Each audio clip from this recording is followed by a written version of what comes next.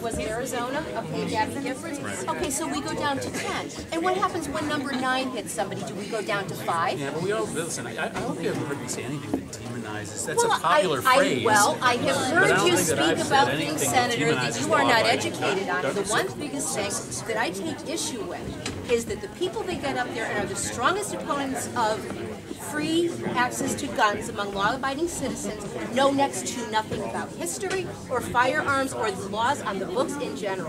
How dare you, or how dare anybody get up there and make an arbitrary statement about what a gun is or isn't, assault-style weapons included as well, because we're talking about something that looks scary. Listen, I admit that I'm not an expert on guns, but I'm not an expert on a lot of subjects. But then don't get up there and speak with authority. When you get up there and you speak with authority as if you do know what you're talking about, and as if you are educated, you mislead people. Yeah, well, I think I admitted today that I'm not an expert. That I'm not an expert. Yeah, but there was a lot that went on said in West. Whoa. I didn't fall. I'm just moving closer. So you're telling me because I'm a criminal act or a suicidal guy, I am not allowed to defend myself or my wife from prisoners? No, I think it's a balancing act. Prisoners, the question is, do you have other guns? Do you have other guns that can help you protect yourself? But that's our decision. That's our decision. Sir, am I the combat veteran? Am I the one who's trained on firearms day in, day out for 8 years straight? Right, but you're not. But that's not a requirement to own a. Well, that's great. But I have a question: is who's the one to ask me what I should defend myself with? So let me ask you that. What about that question? Do you think that people should be required to have training in order to? Sure. Yeah, they are. Yes. In Connecticut, they are, and we are. NRA safety. We are required for a pistol permit. To get a Connecticut pistol permit. You need to pistol permit. That's a pistol permit. You need to get the NRA safety course. Okay, fine. Safety course. Then do a safety course for anyone. It's I'm not opposed safety. to that. I'm absolutely not opposed to that. But understand that criminals will never stop. You're talking about a pistol carry. Yes. To get that's different thing. in Connecticcut, you need one to buy one. Actually, pistols are far more dangerous than these rifles. I know, but that's different. You don't need that to buy a rifle. No, you do not need a CCL. So let me ask you that. What about? I'm trying to find like what is the common? So what is the common ground, right? So what is the common ground? You need to take the hunter safety course. What about having a mandatory, safety course? Is that fine? Go for it. What about It's actually a good thing. I was didn't know what I was doing until I took it. But I also get a little concerned when I heard you say, but we can't quite regulate the entertainment industry. Why? Is that a First Amendment right? We can't. Right. So that one's we can push the Second Amendment because nobody wants. Yeah, there are limitations in the First Amendment. That's probably not one of them. Okay, but the entertainment industry, it's been proven that they are adding to with their violent movies, their violent videos.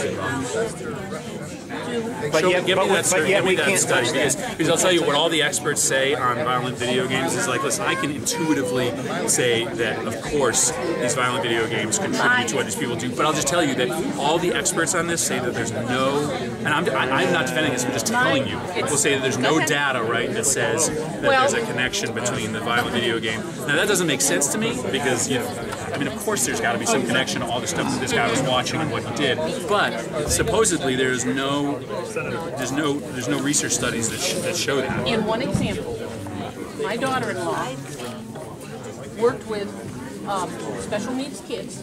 She had one child who was mainstream. Okay, no problem. But every day, according to what they knew, this person watched a lot of violent videos. Came in one day, tried to choke her. 15 years old. 15 years old, had her in the chokehold. And so we were talking about this with some mental health experts the other day, and sort of what they say is that what they can start to show is that if you already have underlying serious mental health issues, and then you compound that by having all of this exposure to the violent media, then that can have some. Deal with that. I mean, let's address that. And how about the psychotropic drugs that exacerbate the violent tendencies? Nobody's talking about the pharmaceutical industries.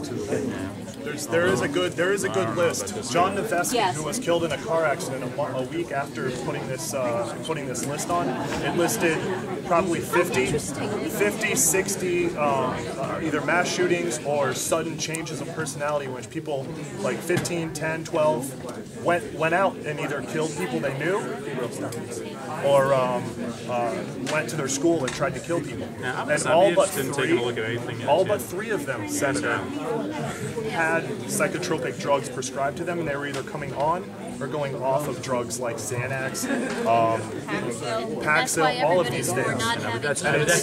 That's a hard cause and effect relationship, because obviously they're on those drugs because they have underlying, mental illness. Oh, so it's hard to say that the drugs is the reason, right? The drugs help to trigger the head. But once again, I mean, you're taking into consideration, you're taking drugs that are altering brain chemicals, and we don't know that much about the brain. When my son was in the hospital after undergoing open heart surgery, 7 hours after birth, he had a couple strokes. Now, the neurologists came to me and asked me more questions and I had answers for their questions more than answers that I had for them, or questions that I had for them.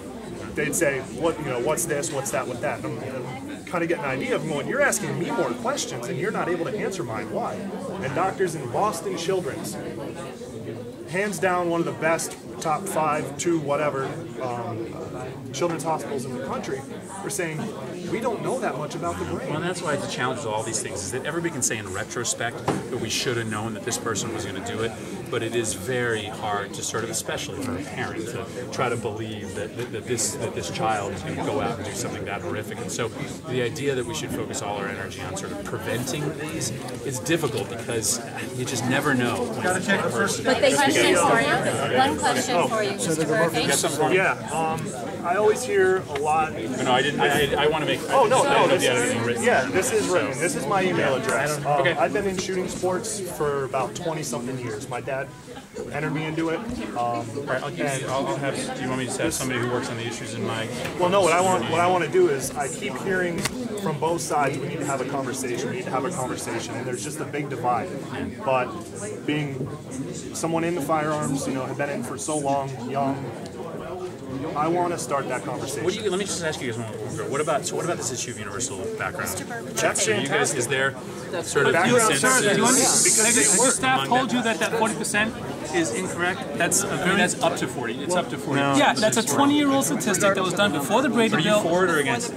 What? For universal background checks. I would, if the records were kept up correctly, I can understand that they'd want it. But you're throwing it out there and making it sound like half the gun owners are buying the stuff behind these backroom transfers. But I don't. That's the way you make it sound, sir. There's nothing nefarious. That's the way sir. That is the way you're presenting it. Senator, after I gotta run. No, Mr. Murphy, answer my question. A Catholic priest told me the right to self-defense is a moral right. It's been in the Bible. St. Augustine talked about it. John Locke and the founding fathers thought enough of it to put it in the Constitution. Why do you think, and Governor Malloy know better than all of the above? Why do you think that? That all the Bible, St. Augustine, John Locke, the founding fathers. Remember, we have people. And it was supposed to transcend time. But we have a separation of church and state in this country, where we have a variety of faiths John and Locke practices. So we has don't nothing make. to do with So church. we don't Founding make fathers have laws. nothing to do with the We church. don't make laws But or court. the Constitution and the amendments transcend time. So why do you think today that you, Governor Malloy, feel you know better? Well, we have to listen to the people that we represent. So that's where we derive our. That's where we derive our. Senator, may I leave you with this? Take this with my question. Senator.